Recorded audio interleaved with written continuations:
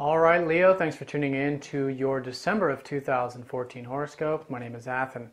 All right, so the emphasis this month is on your fifth house. There has been a lot of transformation taking place to this sector. Pluto's been very slow planet, very long time. He's been in that fifth house, and that has to do with you guys realizing the immense happiness and freedom that comes from releasing and going with the flow and not needing to hold on too tightly to the idea of what you're expressing, who you are, and just allowing it to come out naturally.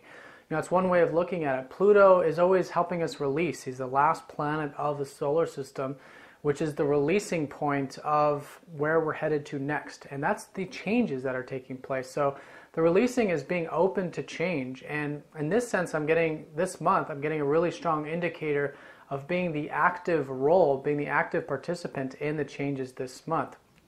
And so for you, it's taking, control, taking power back in terms of who you are, what you're expressing, and overall your creativity.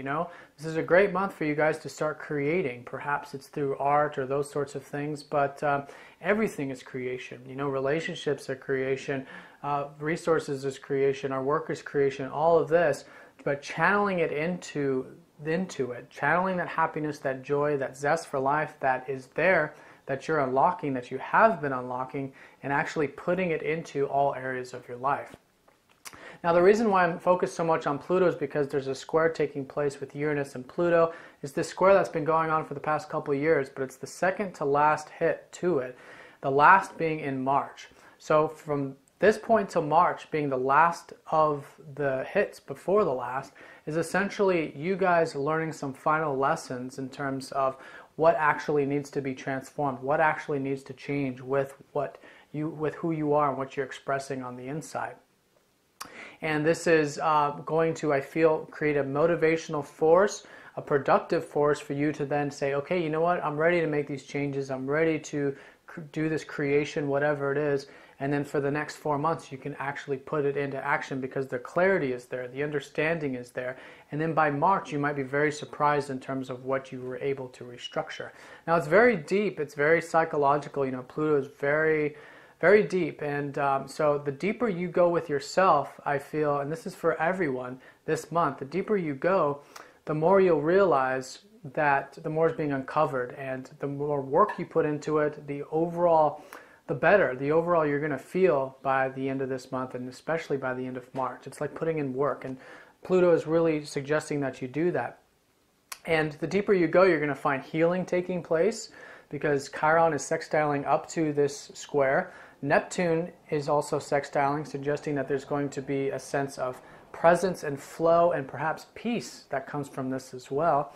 And with Uranus transiting your guys' 8th house, this is playing the biggest role, and this has been the emphasis for the past couple years, is that you guys are finding a tremendous amount of freedom that comes from the self-expression or the creation, but it requires work, it requires energy, and in this sense, Uranus is showing you that you need to release your attachments. Uranus has been transiting your guys' 8th house, and so anything that you're attached to, whatever it is, life is about change, and whenever we create a attachment, it creates a dense energy field, and that dense energy field creates blockages.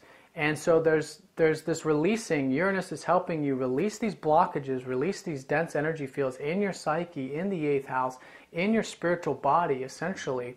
And through that, it's unlocking your self-expression. It's unlocking who you are, what you're really about, what you're going to be creating over the next many years to come with Pluto in that 5th. But in this sense, with Uranus in particular, you're finding a tremendous amount of freedom in that. And it's when you release, you find the freedom. And when the freedom is there, it's bringing that freedom into your self-expression in terms of what you are creating. And, again, this is all types of things. So this is strongly emphasized this month because of that aspect, but we also have a lot of the personal planets, Mercury, Venus, and the Sun all going over Pluto this month. That's going to be a little bit later on in the month. So let me kind of build it up for you. The way the month starts is last month there was a strong emphasis in your 4th house, on the home, the family, that sort of thing. And now this month the shift is going into creation, and it's all leading the way with Venus. So I think you guys early in the month around the 5th are going to definitely be starting to want to create. Perhaps it's artistic or whatnot. but there's the wanting to really tap into it, because that's the first of these aspects. This is the transformational point. So enjoying it, go into it from the 5th to the 13th, really the first 2 weeks of the month. Enjoy it, whatever it is, and go through the motions of it. And then through that, you're going to create a great understanding of what you're creating and how to utilize this power a little bit more, because Mercury is then going to go into your 5th, followed by the Sun, which then unlocks a tremendous amount of, hopefully, freedom in the sense of who you are, letting your light shine. The Sun in the 5th house is essentially you expressing yourself and finding the great joy in that. And I think that's what you guys are going to be really feeling and shifting towards mid-month. And it just so happens that on the 15th, that's when this square goes exact. So when the Sun changes signs, I feel like that square, this exact, is creating a new sense of enjoyment of life for you guys. You guys are going to see things in a new perspective. It really opens things up. That helps you see life for what it's about, which is enjoyment, is fun, is happiness, is creation. And then the planets then are going to start to go over Pluto towards the end of the month, starting on the 20th, starting with Venus, Mercury, and then the Sun. So from the 20th onward, that's when things really start to get put into action. So when things become real, more mundane, you might say. Whereas earlier in the month, it's more conscious, and hopefully you're taking the active role in creating these things and doing these things. But this is when things are going to start to shift, and being that willing participant is really going to assist in that. And that's why I feel like early in the month, really putting in doing it and going into the motions of it is going to create a nice smooth transition. So when these changes start to happen, things are much smoother, and you kind of have a little bit of experience, you might say, with it. And the first is Venus, so that is again suggesting and wanting to change. I think relationships are going to be playing a role. Relationships are going to be shifting and changing with them as well. But overall, it's realizing that it's the connection you have with yourself that's really creating all of this self-expression. So from the 20th, it's around that time period. It's a very powerful time period, actually, because we have a lot of other things taking place. But on the 20th, part of it is going to be you finding the enjoyment in the creation. It's when you're actually enjoying the process of it, hopefully, or at least being able to see that you can enjoy it if you put in the work, like I've been talking about. Next is Mercury, which is then an awareness of it, and then the Sun, which is the final aspect, which is happening at the very end of the month, which is then an illumination and awareness of what you really enjoy out of life. Now, on the 20th, like I've been talking about, and around the 21st as well, there's a lot of activity taking place with Venus going over Pluto, but also with Mars sextiling up to Uranus. Now, Mars's position this month is on your 6th house. So really putting in work, I think, on the day-to-day level, taking care of your health, your routine, making sure all your ducks in a row, and maybe, putting in effort into a craft. So if you guys are creating something that does require your hands, the crafting sort of element of it, putting in the work in terms of the physical side of it could also be a very strong supportive element for you this month, because Mars is playing a very benefic role in these transformations, and I think that's a really good focal point, is the 6th house, is the work, is the health, using that Mars energy. It's also going to channel a lot of it too, if there is, because this is a lot of energy with Pluto, so it's Mars is serving as a channel into it as well. So I feel like that's really good, if the work on the day-to-day stuff and the health, really channeling the energy in there is going to create that energy channel for perhaps some releasing, but overall it's going to be supporting. And what it's really supporting is your sense of freedom. You're going to notice that while you're doing that, you're discovering a new sense of freedom, a newfound freedom perhaps. And that's when Uranus goes direct on the 21st in your 8th house. So there's this shift, and it's a shift of freedom. And from the 21st onward, it's almost like the new you, the new expression is creating a grand sense of freedom, and that there's no longer needing to be such strong attachments to the changes of life, that you can allow the changes to happen and you can go with the flow, and through that there's a tremendous amount of spiritual power that you're uncovering. Uranus in the 8th house is like your higher self is going through a transformation. When the higher self goes through a transformation, it's very powerful. You're learning how to wield the energies, and through that process you just have to kind of allow it to flow and allow it to come through, and you'll feel it. You'll feel more grounded, more stable, but more spiritually powerful in terms of your overall being, sense of being. and spirituality, and then that's going to, of course, create that harmony and freedom, and that beautiful, sense of the ability to be an active creator of your life and also enjoy the process of it as well. So that's with Uranus there in that 8th house. Now let's talk about Jupiter. Jupiter is actually getting very close to Leo, but he's not quite there yet. He's been transiting your guys' 12th house for the past, almost the past year. And he's going to go retrograde on the 9th. And this is the spiritual house, okay? So there is some reflection that is going to need to be done from the 9th onward in terms of what's going on in your psyche, what's going on behind the scenes. And I think you're very supported in going into that. Go deep into it. But it's very peaceful. It's very present. It's like dreaming. It's like taking time to sleep and reflect on your dreams, that sort of thing. You're going to notice that's really a supportive element because it's Jupiter. So use the time from the 9th and for the next few months to really reflect on what's going on in behind the scenes, and also how to create more harmony and peace and presence into your everyday life, and how that's creating a beautiful abundance, actually, because that's always what Jupiter always shows us, is the tremendous abundance that we have in that area. And for you, it's spiritual abundance and the ability to have peace and harmony in your life. Now let's talk about Saturn. Saturn is currently transiting your guys' 4th house. He just recently went in there at the beginning of last month. So with Saturn in the 4th, you guys are putting in a lot of work in, perhaps the home, perhaps stuff related to family, new family, that kind of thing. But overall, just really becoming anchored and grounded in your feelings. Becoming mature, becoming a master of how you feel. Saturn in the 4th is the ability to really take control over how you feel. Notice how that when you do that, you're becoming a master of your reality, a master of what you create. Because 4th house, being a manifestation house, is how we feel creates the outward experience of our life.